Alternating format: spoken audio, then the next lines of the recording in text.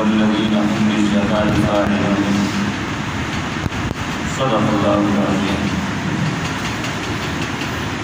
سورہ مومنون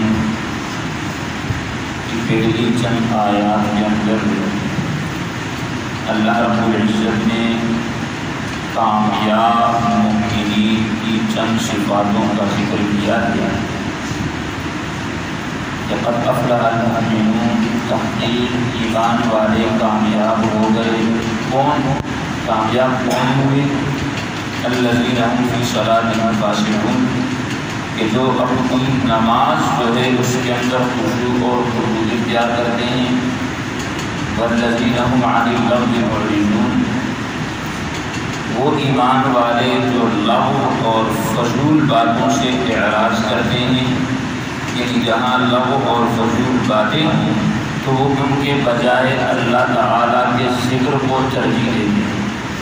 اور اسی طرح جو تیسری صفت بیان کی ہے کہ والذین هم للزکاة فاعلون، کہ اللہ رب العزت نے اگر ان کو مال دیا ہو تو وہ اس مال میں سے زکوٰۃ ادا کرتے ہیں۔ جیسے آپ کو پتہ ہے کہ دین اسلام کے 5 بڑے بڑے ستون ہیں، ایسے ستون کے جن ستونوں پر اسلام کی عمارت یا اسلام کا جو خیمہ ہے وہ مضبوطی کے ساتھ کھڑا ہے۔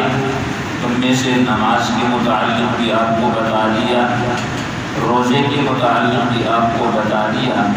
تو آج ارادہ ہے زکوٰۃ کے متعلق 3 چیزیں۔ پہلی چیز یہ ہوگی زکوٰۃ کی فضیلت، اور دوسری چیز زکوٰۃ نہ دینے والوں کی وعیدات، تیسری چیز کہ زکوٰۃ کا نصاب کیا ہے اور کن کن لوگوں کو زکوٰۃ دے سکتے ہیں اور کن کو نہیں دے سکتے۔ پہلی بات یہ ذہن میں رکھیں کہ اللہ رب العزت نے کامیاب ایمان والے شخص کی صفت کیا بیان کی کہ جب اللہ اس کو مال دیتا ہے تو وہ اس مال میں سے زکوٰۃ کو ادا کرتا ہے۔ اور زکوٰۃ گویا کہ یہ امیر لوگوں پر اللہ رب العزت نے غریبوں کا حق مقرر کر دیا ہے۔ اگر امیر لوگ زکوٰۃ ادا نہیں کریں گے جن کو اللہ نے مال دیا ہے تو گویا کہ وہ غریبوں کا حق جو ہے وہ کھا رہے ہیں اور اس سے ان کو گناہ ملتا ہے۔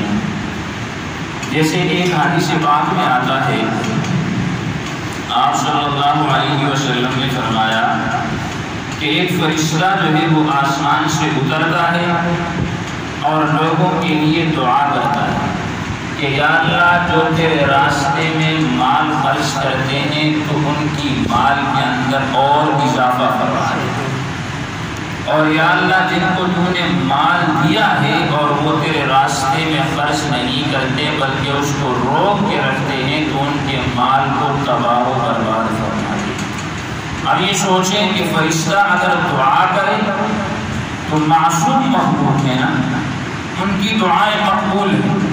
اللہ رب العزت اگر فرشتہ کسی کے لیے دعا کرتا ہے کہ یا اللہ جو تیرے راستے میں مال خرچ کرتا ہے اس کے مال میں اضافہ فرما دے تو یقیناً اللہ اس کے مال میں اضافہ فرمائیں گے۔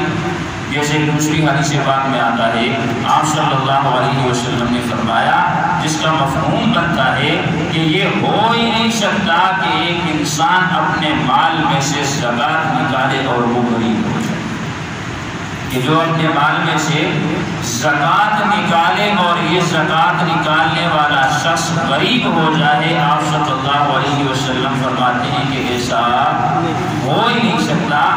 اور اسی طرح زکوٰۃ نہ نکالنے والا شخص اگر یہ سوچے کہ زکوٰۃ نہ نکال کر میں امیر ہو جاؤں گا تو یہ بھی اس کا غلط ہے۔ اس کے دل کے اندر مال کی محبت بڑھتی جائے، مال آتا رہے گا لیکن اس کی جو حرص اور لالچ ہے وہ اس کے اندر مزید اضافہ ہوتا رہے گا۔ زکوٰۃ ادا کرنے کا سب سے بڑا فائدہ یہ ہے کہ جو شخص اپنے مال میں سے زکوٰۃ ادا کرتا ہے اللہ رب العزت اس کے دل سے مال کی محبت کو ختم کر دیتا ہے۔ اب اور کیا چاہیے انسان کو؟ زندگی کے اندر انسان کو سکون تب ہی مل سکتا ہے کہ جب اس کے دل کے اندر مال کی محبت نہ ہو۔ جب مال کی محبت ہوگی تو پھر وہ 24 گھنٹے کی سوچوں کے اندر گم ہوگا کہ کس طریقے سے پیسہ کماؤ، کہاں سے کماؤ، نہ حرام دیکھے گا، نہ حالات دیکھے گا، نہ ظلم دیکھے گا، نہ جبر دیکھے گا، نہ کسی کا حق دیکھے گا، بلکہ یہی سوچتا رہے گا کہ بس مال جو ہے وہ میرے پاس آتا ہے۔ تو اس لیے زکوٰۃ ادا کرنے والے شخص کو اللہ رب العزت اس کے دل سے مال کی محبت کو کیا کر دیتے ہیں؟ ختم کر دیتے ہیں۔ ایک اور حدیث میں آپ صلی اللہ علیہ وسلم نے فرمایا کہ جو زکوٰۃ ادا کرنے والا سخی انسان ہوتا ہے اس کی 3 صفتیں ہیں۔ ایک یہ اللہ کے قریب ہوتا ہے، یعنی اللہ اس کو اپنے قریب کر دیتا ہے۔ دوسرے مقام پہ کیا فرمایا ساتھ کہ اللہ اس کو جنت کے بھی قریب کر دیتے ہیں، اللہ اس کو لوگوں کے بھی قریب کر دیتے ہیں، اور اللہ تعالیٰ اس سخی یعنی زکوٰۃ ادا کرنے والوں کو جہنم کی آگ سے دور کر دیتے ہیں۔ اس کے مقابلے میں آتا ہے بخیل، زکوٰۃ ادا نہ کرنے والا، کہ اللہ اس کو اپنے پاس سے بھی دور کر دیتا ہے، جنت سے بھی اللہ اس کو دور کر دیتا ہے، لوگوں کے پاس سے بھی اللہ اس کو دور کر دیتے ہیں، اور جہنم کے اللہ اس کو قریب کر دیتا ہے۔ بخیل آدمی کو اللہ جہنم کے قریب کر دیتا ہے۔ اور اسی طرح اسی حدیث کے آخر میں فرمایا کہ ایک جاہل سخاوت کرنے والا اللہ رب العزت کو ایک بخیل عبادت گزار سے کئی گنا زیادہ دیتا ہے۔ یعنی سخاوت یہ اللہ رب العزت کو بہت زیادہ پسندیدہ ہے۔ تو اس لیے اللہ رب العزت نے اگر مال دیا ہو تو اس مال میں سے جو نفلی صدقات ہیں وہ تو الگ ہیں، لیکن جس طرح ہم پہ نماز فرض ہے اسی طرح اللہ رب العزت نے ہم پر زکوٰۃ کو بھی فرض کیا ہے۔ قرآن مجید میں آپ نے سنا ہوگا کہ اکثر مقامات پہ اللہ رب العزت نے کیا فرمایا ہے؟ اقیموا الصلاۃ وآتوا الزکاۃ، اقیموا الصلاۃ وآتوا الزکاۃ، کہ نماز کو قائم کرو، زکوٰۃ کو ادا کرو، نماز کو قائم کرو، زکوٰۃ کو ادا کرو۔ تو یہ ایک فریضہ ہے، اگر اس کے اندر ہم کوتاہی کریں گے تو یہ ہمارے لیے آخرت کے اعتبار سے بہت زیادہ وبال کی شکل اختیار کر جائے گا۔ جیسے قرآن پاک میں اللہ نے فرمایا کہ والذین یکنزون الذھب والفضة ولا ينفقونها فی سبیل اللہ فبشرهم بعذاب علیم، کہ جو لوگ دنیا کے اندر سونا اور چاندی یا مال وغیرہ کو جمع کرتے ہیں اور اس میں سے اللہ کے راستے میں خرچ نہیں کرتے تو ان کو یہ چاہیے فبشرهم بعذاب علیم، ان کو دردناک عذاب کی خوشخبری سنائی جا رہی ہے۔ اور وہ دردناک عذاب کیسا ہوگا؟ یوم یحمى علیہا فی نار جہنم فتکوی بہا جباہہم وجنوبہم وظہورہم ھذا ما کنزتم لانفسکم فذوقوا ما کنتم تکنزون۔ یہ جو مال یہاں پہ جمع کر رہے ہیں یہ اللہ اس کی تخلیہ بنوا کر قیامت کے دن جہنم کی آگ میں اسے گرم کروا کے جو زکوٰۃ نہیں نکالتے ان کے پیشانیوں کو، ان کے سینوں کو، ان کے پیٹھوں کو اور پہلوؤں کو فرشتے ان گرم تختیوں کے ذریعے سے ڈالیں گے اور ساتھ میں کیا کہیں گے کہ ھذا ما کنزتم، یہی تمہارا خزانہ تھا، فذوقوا ما کنتم تکنزون، جسے تم نے زکوٰۃ ادا نہیں کی اور اب تم اپنے کسی خزانے کے مزے چکھتے رہو۔ دوسری ایک حدیث کے اندر حضور علیہ السلام نے فرمایا کہ 3 شخص جو ہے وہ سب سے پہلے جہنم کے اندر داخل ہوں گے۔ ان میں سے پہلا شخص کون ہے؟ زبردستی حاکم بننے والا۔ کون ہے؟ زبردستی حاکم بننے والا۔ جیسے ہمارا ماحول چلتا ہے، جس کو لانا ہو اس کو زبردستی اٹھا کے لا دیا، ان کو چھوڑ دیا۔ تو جو زبردستی حاکم بنتا ہے یہ سب سے پہلے جہنم میں جاتا ہے۔ دوسرا وہ شخص جس کو اللہ نے مال دیا ہو لیکن اپنے مال میں سے وہ اللہ کے راستے میں خرچ نہ کرتا ہو، یعنی زکوٰۃ ادا نہ کرتا ہو، یہ شخص سب سے پہلے جہنم میں جائے گا۔ اور تیسرے نمبر پر ایک ایسا ہے تو فقیر لیکن اپنے فقر پر وہ فخر کر رہا ہے، ٹھیک ہے، مانگنے والا ہے لیکن مانگنے کے شعبے میں وہ فخر کر رہا ہے، تو یہ شخص بھی سب سے پہلے کس میں جائے گا؟ جہنم میں جائے گا۔ اس لیے اب جو میں آپ کو زکوٰۃ کا نصاب بتانے جا رہا ہوں یہ آپ کو فضیلت اور نہ نکالنے پر وبال اس لیے بتایا کہ اب جو میں آپ کو نصاب بتانے جا رہا ہوں اگر کسی کے پاس ہو تو وہ کوشش کر کے وہ زکوٰۃ کو ادا کرے۔ زکوٰۃ میں نے آپ سے کہا کہ نماز کی طرح ہم پر کیا ہے؟ فرض ہے۔ اب اس کا نصاب کیا ہے؟ شریعت نے زکوٰۃ کا جو نصاب کو کہا، پہلے یہ بات ذہن میں رکھیں کہ زکوٰۃ 4 چیزوں پر فرض ہو۔ کتنی چیزوں پر؟ کسی کے پاس نقدی پیسہ ہو یا اس کے پاس سونا ہو یا اس کے پاس چاندی ہو یا اسی طرح اس کے پاس مال تجارت ہو، اس کے پاس کیا ہو، یہ چار چیزیں ہوں۔ اب زکوٰۃ کا نصاب جو شریعت نے متعین کیا ہے وہ کیا ہے، 52.5 تولہ چاندی۔ 52.5 تولہ، آج کل 52.5 تولہ چاندی کی کتنی قیمت ہوگی؟ اندازہ تقریباً 10-15 ہزار ہوگی، زیادہ تر تو 20,000 ہوگی۔ 52.5 تولہ چاندی کی اتنی قیمت ہے، اس سے زیادہ تر تو 30,000 ہوگی، اور 30,000 سے بڑھ کر زیادہ نہیں۔ پچھلے سال ریکارڈ میں تھی 46,000۔ 52.5 تولہ چاندی کی جو اسٹیٹ بینک آف پاکستان نے قیمت نکالی جو غالباً 46,000 اور کچھ پیسے تھے، اب اس سال کا پتہ نہیں۔ اب یہ 52.5 تولہ چاندی ایک نصاب ہے زکوٰۃ کا۔ کسی کے پاس اگر 52.5 تولہ چاندی ہے اس پہ زکوٰۃ فرض ہے۔ اگر کسی کے پاس سونا ہے لیکن سونا اتنا ہے کہ اس کی قیمت 52.5 تولہ چاندی سے زائد یا اس تک ہے تو اس پر بھی زکوٰۃ کیا ہو جائے گی، فرض ہو جائے گی۔ اگر کسی کے پاس 50,000 روپیہ نقد پڑا ہے تو اس پر بھی زکوٰۃ کیا ہو جائے گی، فرض ہو جائے گی۔ یا کسی کا کاروبار ہے، کسی کی دکان ہے، جنرل اسٹور ہے، میڈیکل اسٹور ہے، جو بھی ہے، لیکن اس کے اندر اب سال پورا ہونے کے بعد جب وہ گرتا ہے تو اتنا مال تجارت بڑا ہے کہ وہ 52.5 تولہ چاندی تک پہنچ سکتا ہے تو اس پر بھی زکوٰۃ کیا ہے، فرض ہے۔ یا کسی کے پاس ایک چیز نہیں، مثال کے پاس 10,000 روپے کا مال تجارت ہے، 5,000 روپے کی چاندی ہے، 20,000 روپے کا سونا ہے، 30,000 روپے اس کے پاس نقد ہے، یہ چار چیزیں مختلف ہیں۔ تو ان چار چیزوں کو ایک جگہ جمع کریں گے، جب وہ 52.5 تولہ چاندی کے نصاب کو پہنچ جائے گا تو اس شخص کے اوپر زکوٰۃ فرض ہو جائے گی۔ اب اگر یہ زکوٰۃ ادا نہیں کرے گا تو اس صورت کے اندر یہ کیا ہوگا، گناہگار ہوگا۔ اس لیے کہا جاتا ہے کہ زکوٰۃ کے مسائل جو ہے ان کو سمجھنا یہ انتہائی لازم اور ضروری ہے۔ اب دیکھیں نا، زکوٰۃ بعض لوگ ایسے کرتے ہیں، وہ پلاٹ خرید لیتے ہیں۔ یہ ضرورت زائد جو اپنی ضرورت ہے نا، یہ ایک بات بتانا بھول گیا ہوں کہ جو یہ چار چیزیں جو ہے ان میں سے وہ داخل ہیں کہ جو اپنی ضروریات سے زائد ہیں۔ مثال کے طور پہ آپ کی ضرورت کا گھر ہے، ضرورت کی گاڑی ہے، یا اسی طرح ضرورت کی اور چیزیں ہیں جو عام روزمرہ ضرورت کے اندر آپ استعمال کرتے ہیں، ان چیزوں پر آپ کی زکوٰۃ نہیں آئے گی۔ اسی طرح ایک شخص جو ہے وہ مثال کے طور پہ وہ پراٹھی خریدتا ہے اور خریدتے وقت اس کی نیت کیا ہے کہ میں نے اس کو بیچنی ہے، میں نے اس کو کیا کرنی ہے، بیچنی ہے۔ جگہ خریدتا ہے اور نیت ہو کہ میں نے اس کو بیچنی ہے تو اس پر بھی اس چیز پر بھی زکوٰۃ کیا ہوگی، فرض ہوگی، اس کی بھی زکوٰۃ ادا کرے گا۔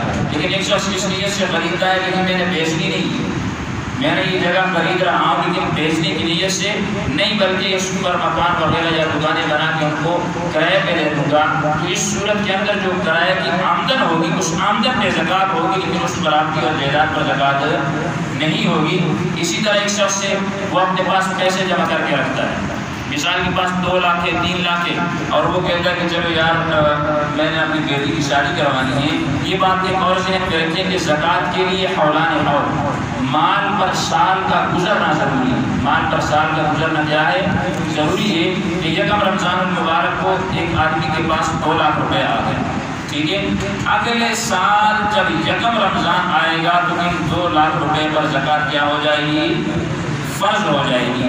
ایک شخص کو 2 لاکھ روپے جس نے اس سال یکم رمضان کو رکھی ہوئی میں اگلے سال اپنی بیٹی کی شادی کروانی ہے، اب وہ لوگ کہیں یہ ضرورت نہیں ہے، ان 2 لاکھ روپے پر بھی جب سال پورا ہوگا تو اس صورت کے اندر ان پر بھی زکوٰۃ کیا ہو جائے گی، فرض ہو جائے گی۔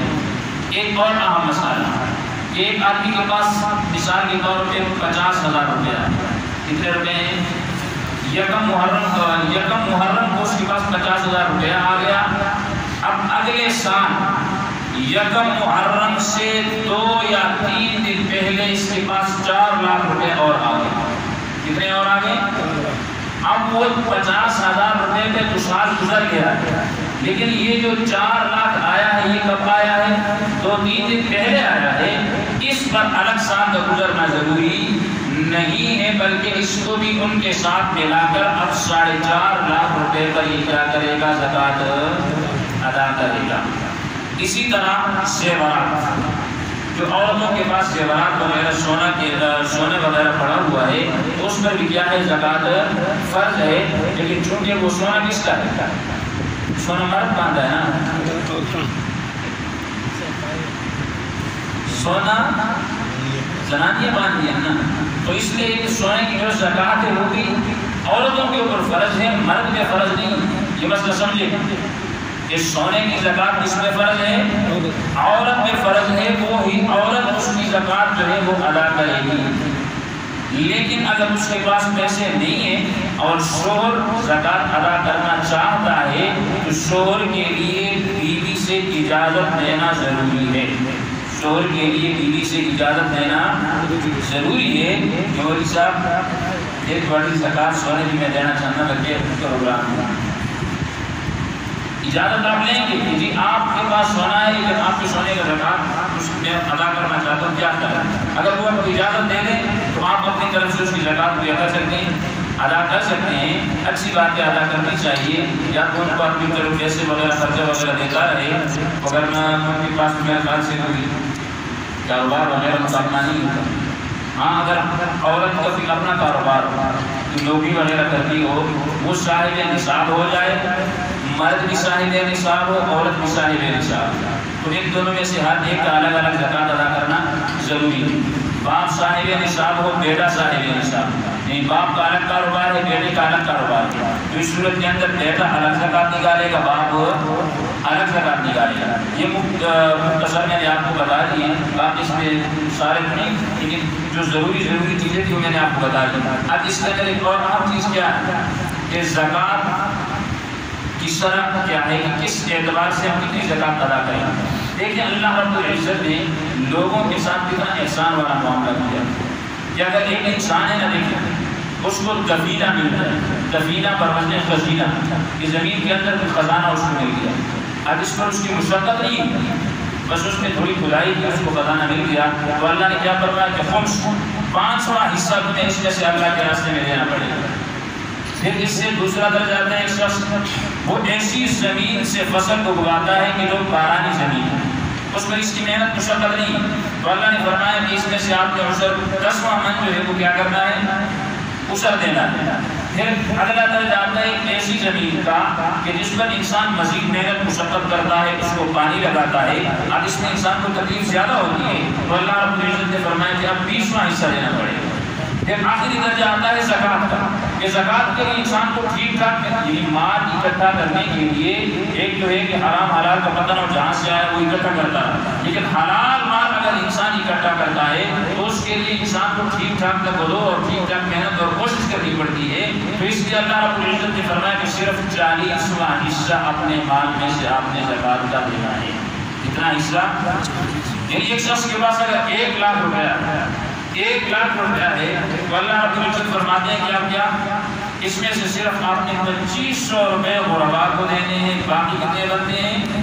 57,500 روپے جو ہے وہ آپ کا 2.5% ہم نے صرف اس میں سے زکوٰۃ نکالنی ہے، اور خدا کی قسم جو بھی یہ 2.5% زکوٰۃ اللہ کے راستے میں نکالتا ہے، جیسے میں نے آپ سے عرض کی کہ حدیث پاک میں آتا ہے کہ یہ شخص کبھی بھی غریب نہیں ہو سکتا۔ اب اگلا مرحلہ اور آخری مرحلہ جو ہے وہ آتا ہے کہ زکوٰۃ کن لوگوں کو دی جا سکتی ہے اور کن کو نہیں دی جا سکتی۔ اس کے بارے میں آپ نے ایک اصول صرف ذہن میں رکھنا ہے کہ انسان اپنے اصول اور اپنے فروع کو زکوٰۃ نہیں دے سکتا، اس کے علاوہ دوسروں ہر کسی کو وہ سوائے سید زادوں کے سب کو زکوٰۃ دے سکتا ہے۔ اصول اور فروع سے مطلب کیا ہے؟ اصول اپنے باپ کو بیٹا اپنے باپ کو زکوٰۃ نہیں دے سکتا، دادا کو نہیں دے سکتا، پردادا کو الی آخر نہیں، اسی طرح اپنی دادی کو، اور پھر دادی کی ماں، پھر آگے آخر تک، اسی طرح نانا اور نانی، یہ جو نانا اور نانی آخر تک، یعنی اصول اور فروع یہ ہو گئے۔ اسی طرح پھر فروع کا مطلب یہ کہ اپنے بیٹے کو، بیٹی کو، نواسوں کو، نواسیوں کو، پوتوں کو، پڑپوتوں کو، یہ جو اوپر اور نیچے والی سیدھی ایک لائن ہے نا، اس میں یہ زکوٰۃ نہیں دے سکتا، اس کے علاوہ اپنے بہنوں کو بھی دے سکتا ہے، بھائیوں کو بھی دے سکتا ہے، چچا اگر صاحب نصاب نہیں ہے ان کو بھی دے سکتا ہے، خالہ ہے، پھوپھی ہے، جو بھی دوسری رشتہ دار ہیں ان کے علاوہ سب کو زکوٰۃ دے سکتا ہے۔ لیکن زکوٰۃ کے لیے ایک اہم مسئلہ یہ ذہن میں رکھیں کہ جس کو آپ زکوٰۃ دے رہے ہیں اس کی تحقیق کرنا آپ کے ذمہ فرض ہے کہ وہ خود صاحب نصاب تو نہیں، کیا اس پر زکوٰۃ فرض ہے، اس پر زکوٰۃ لگتی ہے کہ نہیں لگتی۔ اگر آپ زکوٰۃ بغیر تحقیق کے دے دیتے ہیں، آپ دیکھتے نہیں ہیں، بس آیا جی کون جی چلو جی 500 زکوٰۃ دے دو، ٹھیک، کوئی پتہ نہیں کہ خود اب صاحب نصاب میں اس کو زکوٰۃ دے رہا ہوں، تو اس صورت کے اندر اگر آپ زکوٰۃ دیں گے تو آپ کی زکوٰۃ ادا نہیں ہوگی، آپ گنہگار رہیں گے اگر ادا نہیں کریں گے، اور دوسری اعتبار سے دوبارہ آپ پر زکوٰۃ ادا کرنا فرض ہو جائے گی۔ لہذا آپ حضرات کو اللہ رب العزت نے یقیناً مال دیا ہوگا تو اس میں سے اگر ابھی تک زکوٰۃ ادا نہیں کی توبہ استغفار کریں اور یہ عزم کریں کہ اب تو رمضان میں ہم زکوٰۃ ادا کریں گے، اور آئندہ کے لیے جتنا مال بھی ہوگا اس میں جو غریبوں کا حصہ ہوگا وہ ہم انشاءاللہ ادا کرتے رہیں گے۔